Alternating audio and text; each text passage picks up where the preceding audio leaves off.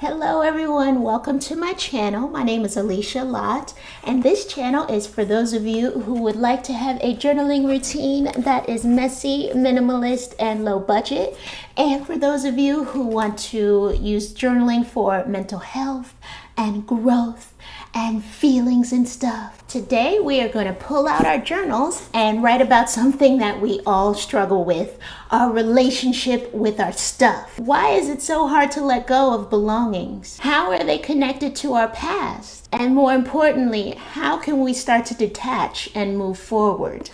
Stick around because in the second half of our video, we are going to set up our weekly spreads in our bullet journals. So here we are. It is the beginning of September, or at least it will be by the time you watch this video. And I have just completed the minimalism challenge that I started at the beginning of August. So decluttering has been really eye-opening for my mental health. Like just having a quota of things that I had to do each day. So basically the way the challenge worked was that on the first day of August, I would throw away or give away or sell one thing. Second day, 2 things. Fifth day, 5 things, like that. So having that number that I had to fulfill every day was, it just gave a little bit more incentive to be able to do those things and just be a little more maybe objective about what I was throwing away. Just quickly cut those attachments to things because when it gets close to midnight, I have one other thing that I need to get rid of, then it's easier to say, okay, I'm just gonna throw this in the pile and be done with it. All those things that I thought I couldn't live without just suddenly became meaningless once midnight hit, because it's like, okay, I have to meet my goal for the day. I have to get rid of something. It was bittersweet because there were cards and letters and things that I hadn't looked at in years, and I look back and I'm like, oh, should I get rid of this? You know. So I started to go down memory lane a little bit, and there were some things I was just like, yes, please. I don't know why I didn't throw this away to begin with, and there were some things I just didn't remember having, never remember how I got them. So it was easy to go ahead and just throw those things away. There was just a range of emotions going through all of my stuff. Deciding to do this challenge was kind of impulsive. I just moved to this apartment in May, and I just felt immediately suffocated by stuff. I just had all these boxes everywhere and I didn't know where anything was. And the worst part is that I paid movers to bring all this stuff here. I could have just decluttered a long time ago and probably brought half the stuff here. So old Alecia would have just reorganized everything. She would have just put everything in boxes and just stacked it up in the corner and just forgotten that it existed. Or she would have put it down in the basement, and our basement storage turned out to be leaky, so luckily I didn't do that this time. Otherwise there would have been some things ruined. But yes, I think that out of sight, out of mind mentality is how I used to cope with a lot of my stuff, and it's just accumulated and accumulated over the years and over several moves, and it was just easy for me to ignore it. This challenge though, it just forced me to face my stuff and my past head on. It was kind of like meeting past versions of myself and just different points of my life. All these past versions of myself just held on to things that I no longer associate with. They're not part of who I am anymore. I have to let it go. It was time to ask some really tough questions. So that's where I think journaling comes in, to kind of work through some of my attachments to my stuff over the past month. It's not just about throwing the things away, but I want to figure out why I was holding on to those things in the first place, and so that it doesn't repeat itself. So let's work through these 5 journaling prompts together. I hope you grab your journal and let's get started. Yeah, I like how my hair gets shorter and shorter as the video goes on. It's kind of my favorite. How has keeping things out of sight, out of mind affected you? Think about the mental, emotional, and even financial impact of that. Has it protected you in any way? What's one situation in your life that you've chosen to ignore rather than face it? What's one tiny step that you can take to improve that? Now I want you to look around your apartment, look around your house, maybe even look around your workspace. Do the objects that you see still play a role in your life? Are they still useful to you? Do they still spark joy? Or are they just kind of there? Think of one object that you see every day that you want to get rid of, but you just can't. What's holding you back? What emotions does this object bring up for you? And lastly, I want you to identify 3 things in your life, not objects, but maybe people or situations, maybe your job, something that has annoyed you for a long time that you just can't seem to get rid of. And what are steps that you can take to start to get rid of those people or things or objects in your life? So I wouldn't say that my apartment, that my bedroom is perfect just yet, but it is getting there. I don't know if I'm going to add this as a weekly task or whatever in my bullet journal, but I do want to have some sort of schedule or system in order to get rid of things on a more regular basis, because the next time I move, I don't want to have boxes and boxes of things that I'm not using, that I've barely looked at or touched in years. So I definitely want to get to that point. I just want to be less attached to stuff.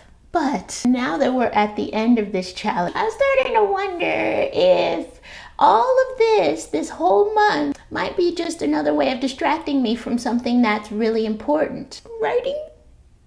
Maybe? But you didn't want to know all that. You want to work on your weekly spread. So let's get started. Let's go on over and work on our weekly spreads together. Get ready for the week. Okay, now it is time for our quote of the week. The quote of the week is,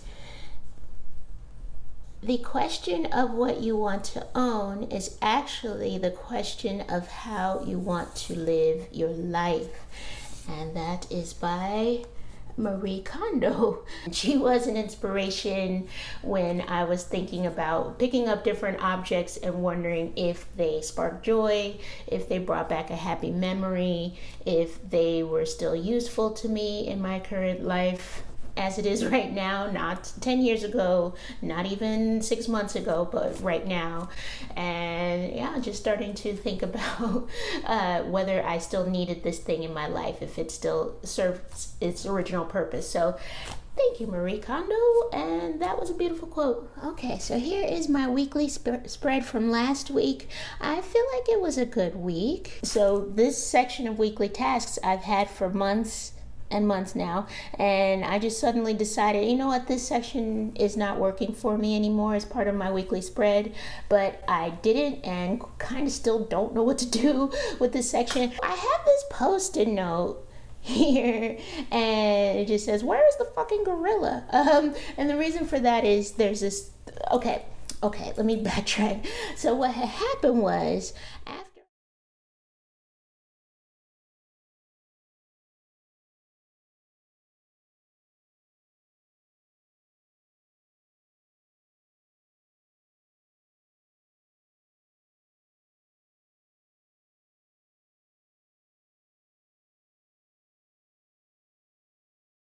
but that wasn't it either. So there is something going on. Basically, it is something where it's like I see the thing, but I know there's a name for it, but I can't find out what it is. So if you're watching this, if you happen to know what it is, please leave me a comment. Basically, I see the thing, it's there, and I just kind of, I guess, take it for granted, and I just ignore it. So I don't know. That's how I'm sorry. Anyway, that is how I felt about my weekly tasks. It felt like it was just part of the weekly spread, and I wasn't really actively looking at it and checking the boxes off and doing whatever it was. So it was just kind of pointless to have it there. Anyway, don't mind me. I'm just gonna start my weekly spread. Okay, so we are on the week of September 1st through the 7th. And guess what? The 7th is my birthday.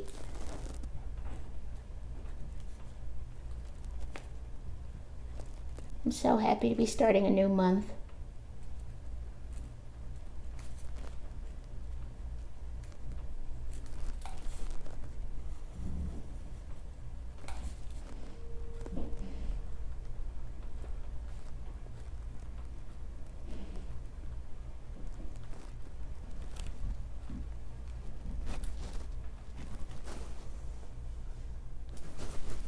Okay, this is my habit tracker.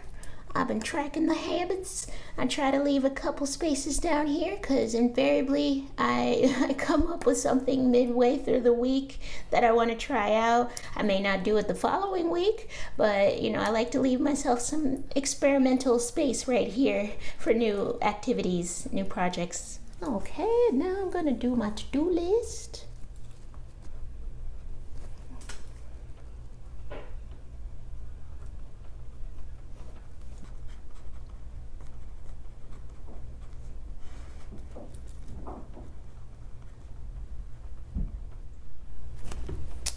Hey, I'm not doing anything Saturday, really, because it's my birthday, and we don't do things on our birthdays if we don't want to, or at least I don't.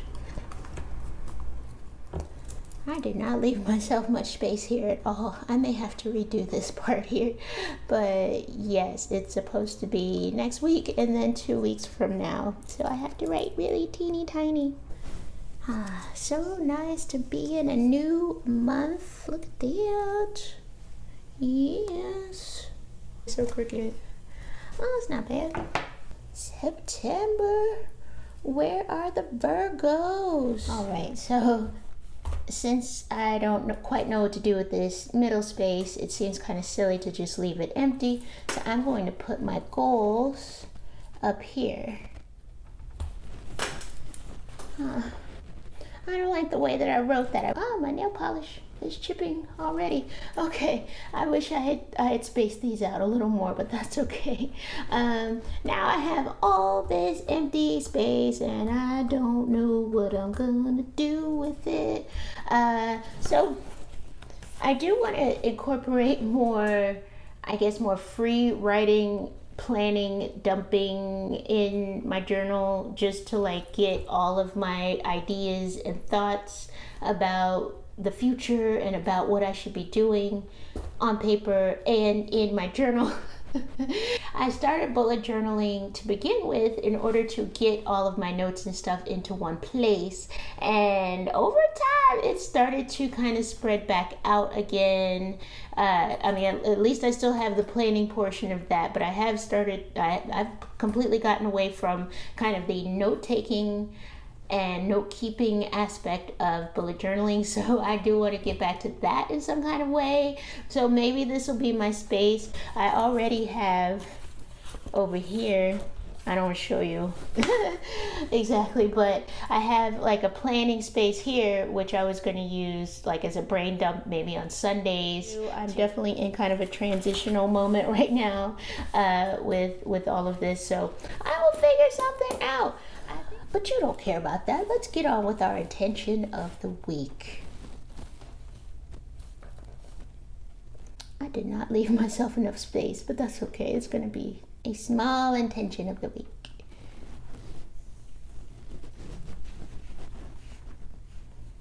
Okay, here is my teeny tiny intention of the week. I intend to avoid mourning the belongings I've said goodbye to. Instead, I intend to focus on the things and people that make me happy and bring value to my life. These are what make life truly rich and joyful, and what are made to stay strong and last for seasons to come. So there we are, my very super minimalist this week weekly spread. I am going to continue to fill in my to-do list right now.